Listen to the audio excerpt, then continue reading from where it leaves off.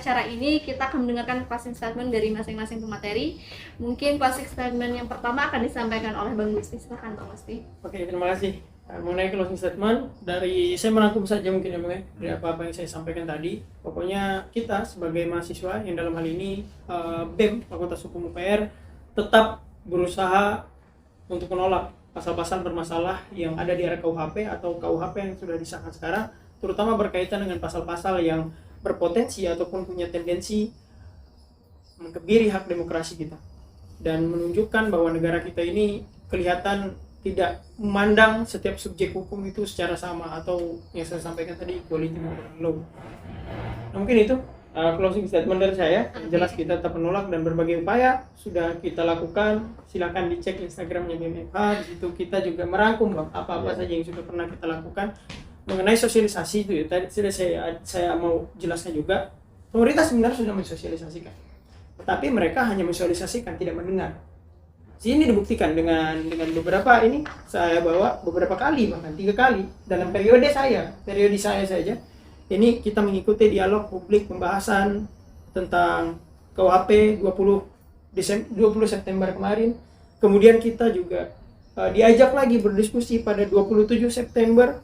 Kemudian yang terakhir ada Pak Wamen datang, kebetulan Hukum-HAM goes to kampus. Kebetulan kampus kita menjadi salah satu kampus yang dipilih untuk Pak Wamen datang ke sana. Juga kita sampaikan jawaban dia sama dengan jawaban yang biasa kita dengar di YouTube, biasa kita dengar di TikTok dan lain sebagainya macamnya.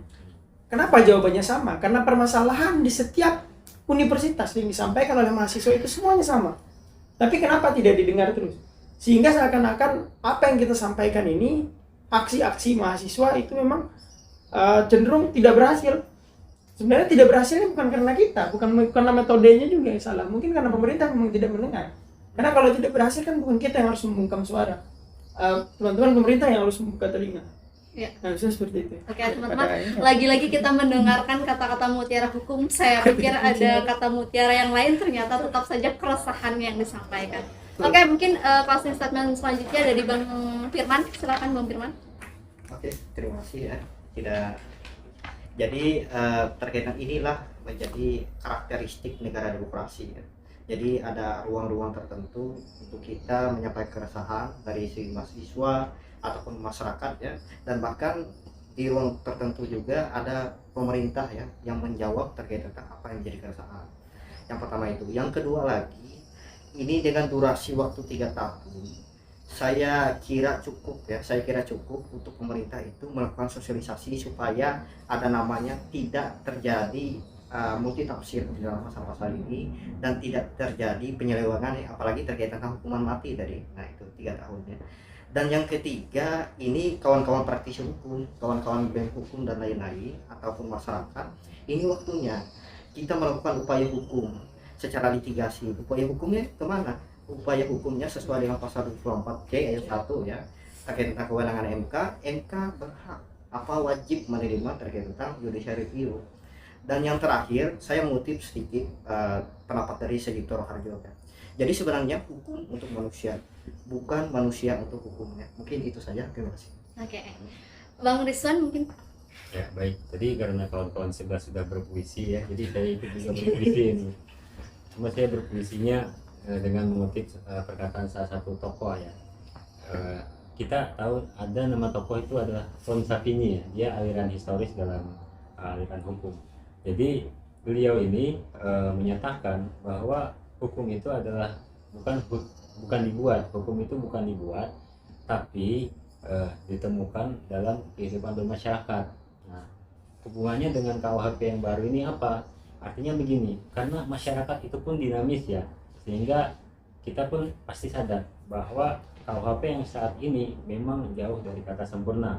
Oleh karenanya tidak mungkin juga pemerintah itu menutup adanya pintu-pintu perubahan terhadap KUHP ini. Nah, instrumennya ada 2. Pertama melalui MK dengan uji materi. Kemudian yang kedua adalah nanti tentu ada perubahan undang-undang. Nah, seperti itu. Nah, hanya saja untuk perubahan undang-undang ini kan lebih tepat itu untuk pasal-pasal yang mungkin belum terakomodir dalam KUHP. Nah itulah nanti yang menjadi beban berat bagi masyarakat, kemudian mahasiswa ya, sebagai elemen yang paling sadar untuk mengawal proses demokrasi ini, seperti itu.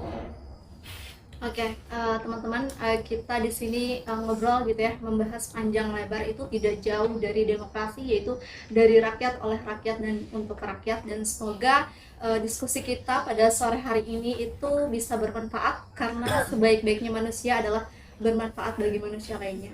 Oke, sebelum saya menutup ini, izinkan saya mengutip dari Najwa Shihab, yaitu hukum diciptakan agar tak ada kesewenangan, supaya kita semua tak bertindak melampaui kepatuhan. Hukum ditegakkan agar bisa adil, sehingga terbentuknya penguatan kehidupan berdemokrasi. Sekian dari saya, mohon maaf apabila terdapat kekurangan dan kesalahan. Wassalamualaikum warahmatullahi wabarakatuh.